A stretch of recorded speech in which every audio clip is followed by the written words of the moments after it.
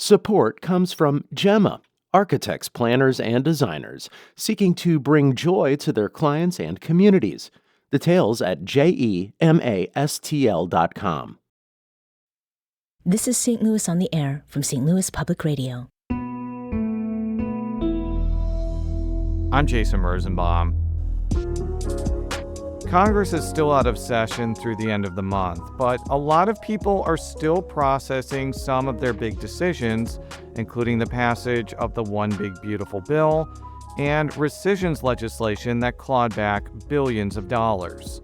For public broadcasters like myself, it was hard not to pay attention to the latter item, since the bill in question defunded the Corporation for Public Broadcasting. It's a topic that's been on the mind of Congressman Mark Alford for a while, especially since the Cass County Republican spent several decades in commercial television before making the pivot to electoral politics. I spoke with Alford earlier this week by phone about why he supported doing away with public media funding. I asked him to explain why, as a former broadcaster, he thought it was the right move for the GOP-controlled Congress to pursue. Well, Jason, thanks for that question. And look, this is not personal to you. I think you're a great journalist. You have always been fair to me, and every interview that I've heard you do, you are fair no matter who you're interviewing. This is about, in general, that taxpayer-funded journalism, I think, really should be over, especially when we're looking at $37 trillion of debt that's put on the backs of the American taxpayers. You know, I have friends in PBS and NPR here in the Kansas City area as well. This is not a slam against them, but, I competed basically for 35 years against taxpayer-funded stations through the Corporation of Public Broadcast, and we competed for eyeballs. I think it's time, with the number of media outlets that we have now that we did not have in the 1960s. We have 15,000 commercial AM and FM stations. We have, I think, 425 satellite radio channels. We have 4 million registered podcasts. There are about 500 million worldwide listeners to these. And I think the time has come, I guess, for NPR to fly on its own, for the Corporation of Public Broadcasting to compete with the rest of the commercial broadcast stations.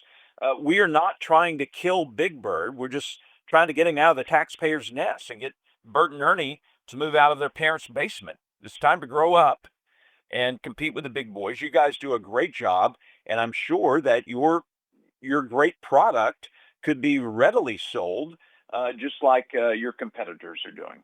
And I want to acknowledge something here, because I think that we need to be honest about certain things. I think that there is an inherent tension in covering government when the government funds you.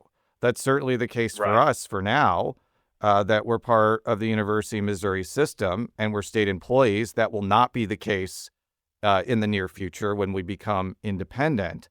But I just wonder if Republicans are being consistent on this point, because I haven't heard a lot of people say that there shouldn't be public notices in newspapers, especially when those benefit very rural ones that depend on that type of income. I know radio and TV stations, even commercial ones, get some government funding for emergency broadcast related equipment.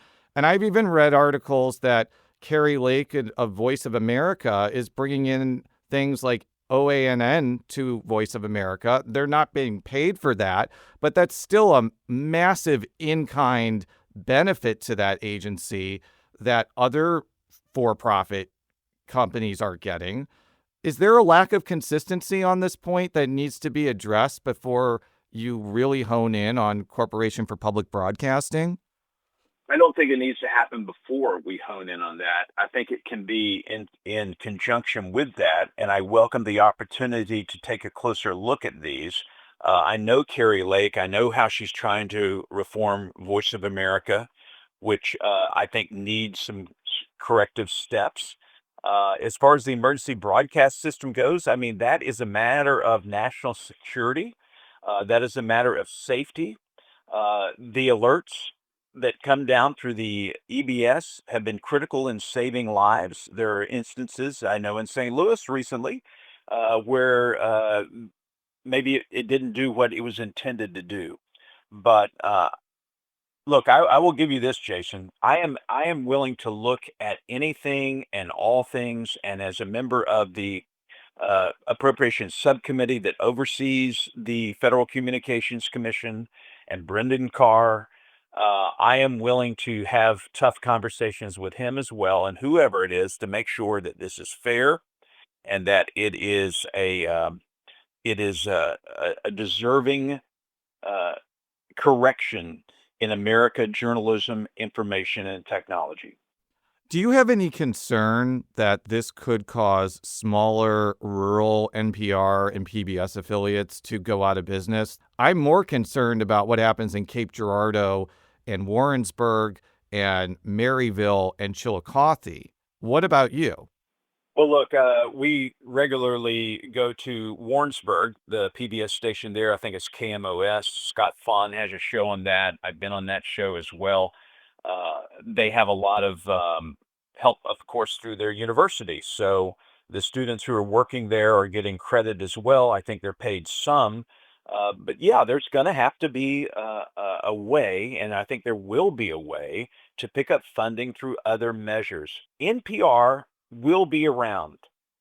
PBS will be around. I think there's going to be some rebranding to that, but the programs that you guys produce are quality programs. I have no beef with the programs necessarily. I do think in general there has been a liberal slant to a lot of the coverage. In fact, even Juan Williams, who used to be with NPR, he called it an insulated cadre of people who think they're right and they have a hard time with people who are different.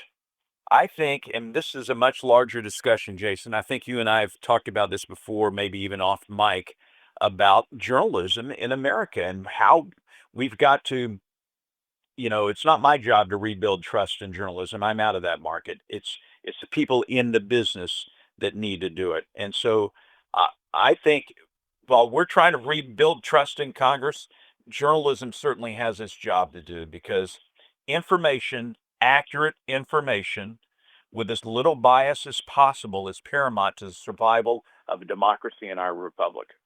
During a KCUR town hall event, when you were asked about this topic, you said something to the effect that Sesame Street should be teaching the ABCs and they're teaching too much DEI. DEI, of course, stands for diversity, equity, and inclusion.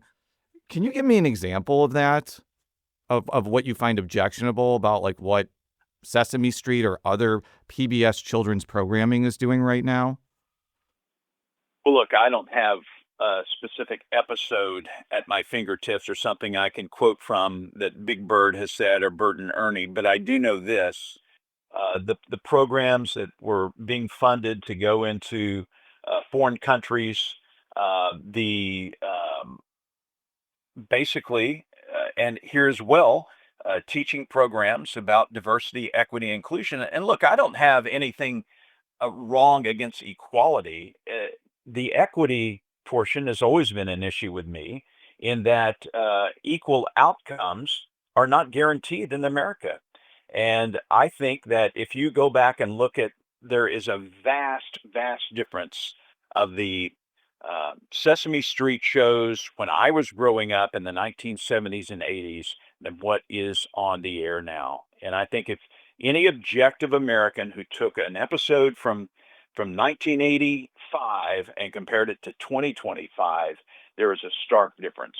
Well, I actually am kind of an expert in this subject because my son Brandon absolutely loves PBS Kids. He loves shows like Skillsville, Let's Go Luna, Carl the Collector, Arthur.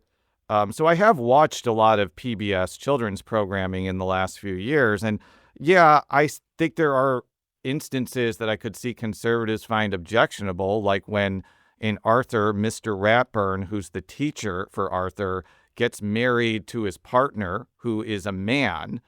And I guess I could see why that would be controversial, but I guess I would flip it around and say Donald Trump appointed a gay man to be Treasury Secretary. And he's made a lot of appointments of openly gay people to major positions. I think that saying that gay people exist, even in children's programming, I don't see that as controversial as it was in the 1970s or the 1980s. Do you?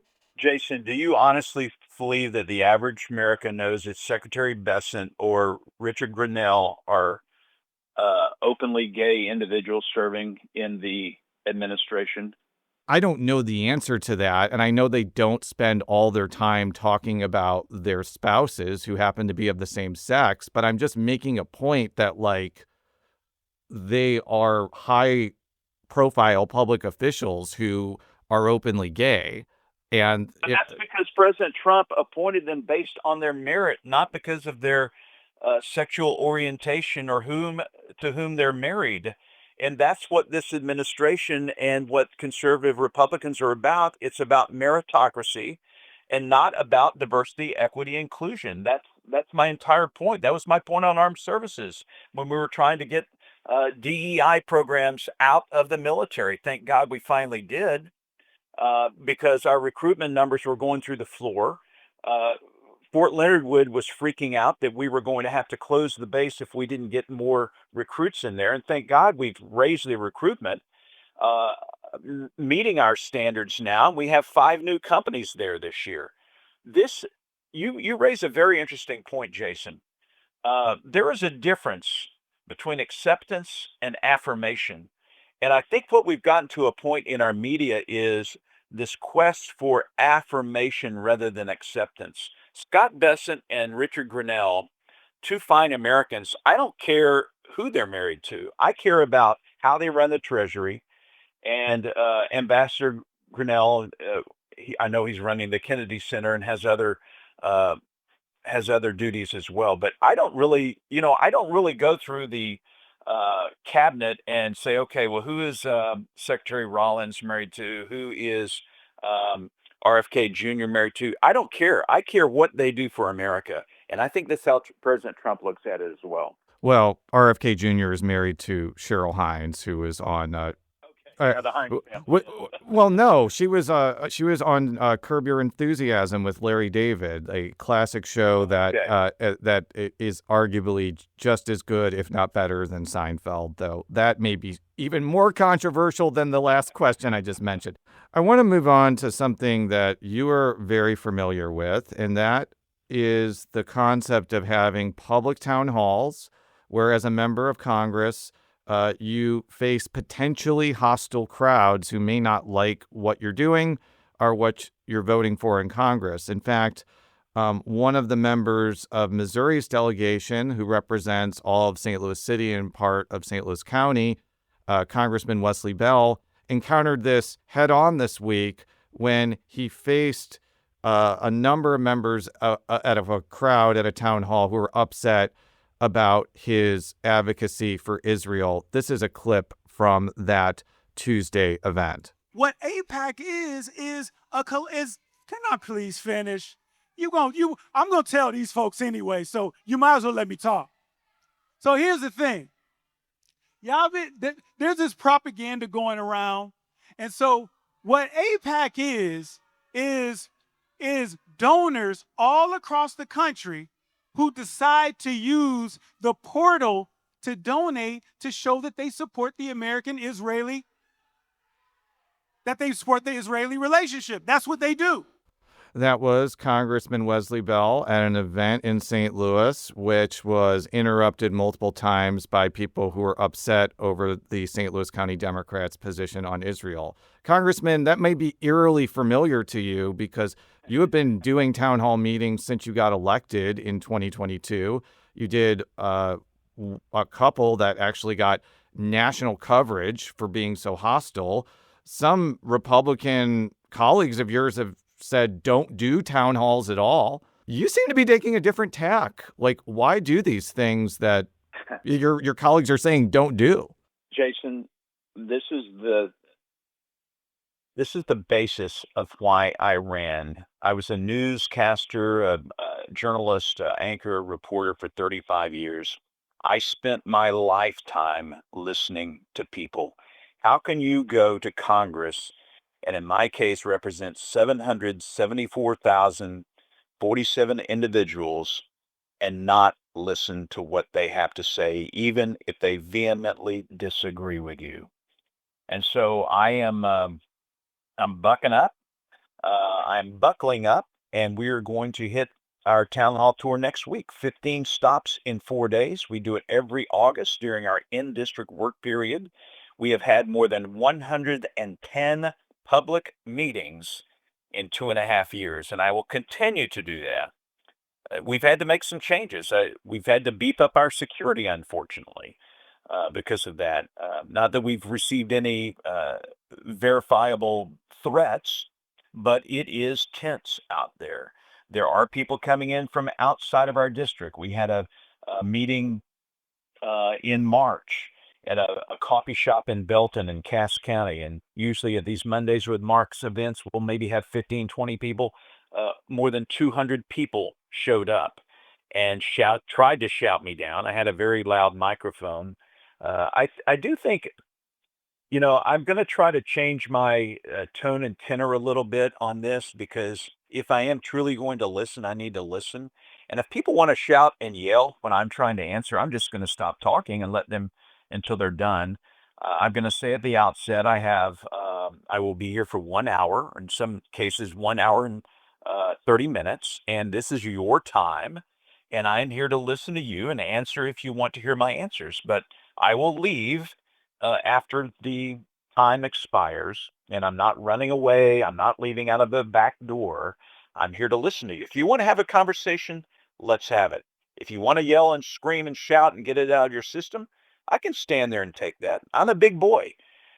But if we are going to improve our democracy and our republic, we've got to start having conversations. We've got to listen, and we've got to exchange ideas and try to win each other over through argumentation and not emotion.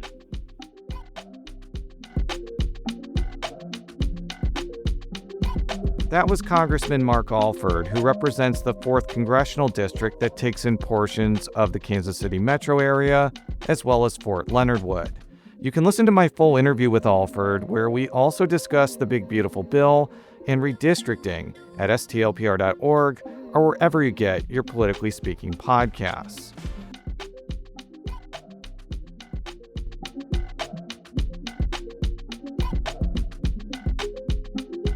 Today's episode was produced by Jason Rosenbaum. Our audio engineer is Aaron Dorr. This podcast was mixed and edited by Aaron. Our executive producer is Alex Hoyer. St. Louis on the Air is a production of St. Louis Public Radio. Understanding starts here. Do you find yourself regularly listening to episodes of St. Louis on the Air? Suggest us to a friend you think might enjoy our conversations. And leave us a review and rating on Apple Podcasts on the App Store. It's the simplest way to help people discover our show. Thanks. St. Louis Public Radio is a member-supported service of the University of Missouri St. Louis.